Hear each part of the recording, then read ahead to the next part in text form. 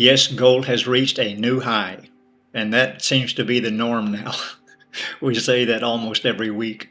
So we're getting very, very close to $3,000 an ounce for gold, which is just hard to believe, but not really. We've been talking about that for a long time, and we are almost there. We have 3 months to go, and so it looks like we will definitely get to $3,000 an ounce this year. So when to buy? If you remember from last week's video, I said don't buy at these high prices. Why? Because nothing goes up forever. All right, we will see a retracement. We will see a correction. We will see a pullback on gold. So what is a good price to buy? Well, that's what we're going to look at in this video.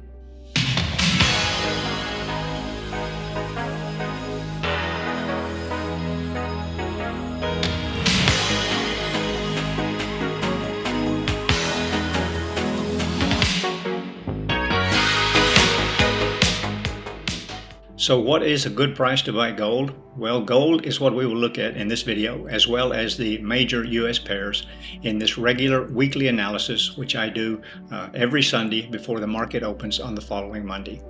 And before I start that, as you can see on one of my laptops here, I am running the website from Oanda regarding prop firms. Prop firm trading is the new shiny object. There's a very big interest in, especially in Southeast Asia. So if you want to know more about how to increase your account size, even up to $500,000, yes, $500,000 that you can trade with, the link is in the description below, or you can leave a comment and I will get back to you. But as we get started with the weekly analysis, this week starting on the 30th of September, this month is already gone. We have three more months left in the year. And as usual, I will look at the high impact news that's coming out this week, the data that we need to be aware of that affects the movement of our currencies and commodities. And I will look at the trade setups that I shared with you last week to look at the profit and loss that we had from those trades. And of course, I will share my pending orders. Those are the trade setups that I have in place for this upcoming week. And I do all of this to help you make profit with your Forex trading. So let's jump over to our go-to website, which is forexfactory.com. And as always, I make a screenshot of the upcoming news. Here is our high impact news. I have everything highlighted for you in red, and the main ones that we need to be watching for of particularly high impact. And here we go again. Jerome Powell, the Federal Reserve Chairman of the U.S., will be speaking at midnight on Monday, or that's 12 a.m. Tuesday in Southeast Asia. And let's see what news he has for us. He always rattles the market. He always shakes up the market. So let's see what words of wisdom he will come out with this week. And then later in the day on Tuesday, we have the ISM manufacturing, the PMI. And then on Thursday, the unemployment claims. And Friday is the big one, always the first Friday in every month, and that is the non-farm payrolls. So be sure and check forexfactory.com for your local times for these high impact news items. Now let's look at the profit and loss that we had from last week's trade setups. And starting with gold at the top of our list, we see that I had a buy limit last week with the buy limit at $25.95 between there and $25.68. That's these two blue lines you see here. And when the market opened on Monday, it never even thought about coming close to the pending order, but then just went straight up, and we got our high on Thursday, and that was at $26.85. So I took my own advice. I said, do not buy at these high prices because we're likely just to continue to escalate in this strong bullish trend. So for me, that was no trade on gold last week, and now we see it starting to retrace, to make a correction, to make a pullback.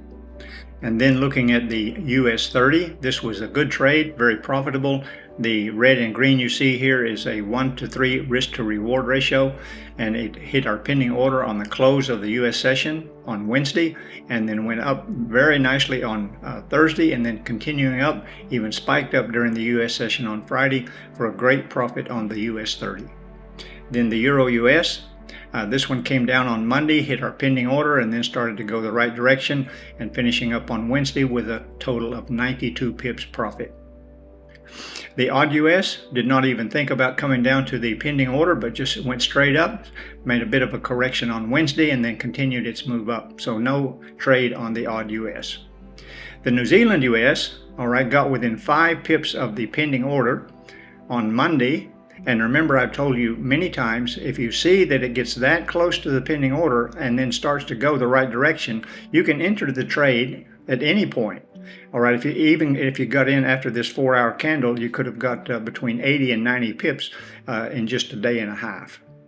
The pound US was a very profitable trade. It opened on Monday, just a little bit of a drawdown, not very much at all, and then went up on Monday and Tuesday, closing for 157 pips profit. The USD CAD was neutral, no trade, and if you did take that one, it's continuing its bearish run. That would have been a good profitable trade, but I had conflicting signals on my day chart and my 4-hour chart, so I was neutral last week on the USD CAD. Then the UJ, all right, kind of finished pretty much where it started the week out. So I had, again, conflicting signals on the USD JPY, and so I was neutral on that, did not take any trade, and let's see how that one will start to play out in this upcoming week. And now let's look at the pending orders. These are the trade setups that I have in place for this upcoming week, starting on the 30th of September, and I share these with you in order to help you make profit with your Forex trading. But just remember that this is not financial advice, okay? I share these with you as guides, as tips. Hopefully this will help you to be able to make a decision with your trading, but I am not suggesting or recommending that you take the same trades. You can if you want to, but it's up to you to manage your own account, to use good risk management for your own personal Forex trading. And just before I share my pending orders with you, I always like to look at the indexes, the dollar index and the Japanese index. The DXY is the US dollar compared with 6 major currencies, and we are seeing a continuing decline, the occasional pullbacks. All right, but we've been bouncing around this 100 zone. All right, and can we go lower than that? Certainly we can. And I do expect that we will as we continue to see a weakening of the US dollar. You go back this far, look at the US dollar. It just continues to decline. And we have been in the past much lower than 100, but that is a strong psychological support zone where it's been bouncing around for the last couple of weeks. And let's see if we're going to break below that this upcoming week. But what we see here on the big picture is a continuing decline and continuing weakness of the US dollar. And then the JPY basket, it was going down, okay? We were really having a good run there for a while as the central bank came in. Central Bank of Japan decided to support the Japanese yen after such a long decline. And then we saw a correction. It filled that gap, all right, almost exactly to this previous support level that we had here. But then on Friday last week, we had some really good news. And I expect this good news, this good market sentiment to continue. And this was the election results came out as Japan has a new prime minister. And good election results are always good for the economy. So we're likely to see a continuing strengthening of the Japanese yen. So let's go up and start at the top of the list with gold and look at the pending orders that I have in place for this upcoming week. And I have a buy limit on gold between these two blue lines, and that's between 26.20 and 26.40. And we're almost at 26.40 now. Okay, not very far away from that, but I do expect to see a continuing correction, a continuing pullback, and possibly filling this gap that we have down here. But I think that we might just hold off, not go much below this. This is a previous support zone that we had in the beginning of the week, so we might just come down here and trade in this zone. That's where I put my buy limit, is between 26.20 and 26.40. With the US 30, I have a buy limit on that with the entry price at 42,257. We're just a little bit above that now, so if it comes down to our previous resistance, which has turned support, that is the entry price for the US 30, 42,257. On the Euro US, a buy limit with the entry price at 1.1159. The Odd US, a buy limit with the entry price at 0.6880. The New Zealand US with a buy limit with the entry price at 0.6320. The Pound US with a buy on market execution. Okay, right there where it closed the US session on Friday, I have a buy order. When the market opens on Monday morning, I will just buy the Pound US.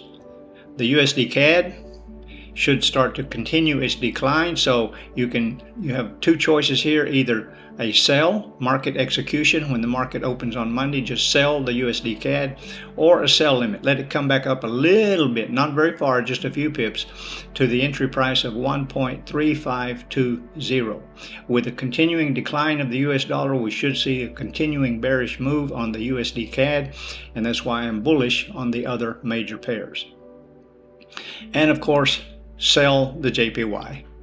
All right, you can wait if you want just a little bit for it to come back up to where that resistance line was previous support, and that's at 142.605. But I'm just going to sell. When the market opens on Monday morning, I will take a market execution order and sell the USD JPY. This is a result of the election results that came out on Friday. Huge move with the USD JPY starting to continue its bearish run, which we've been seeing for a while. All right, and that should continue. All this was a correction before the election, and that's typical that we see that before an election, that the market will go in a negative manner, and then after the election, it's all good news. So I'm expecting to see a continuing bearish move on the USD JPY with a continuing weakening of the US dollar and strengthening of the Japanese yen.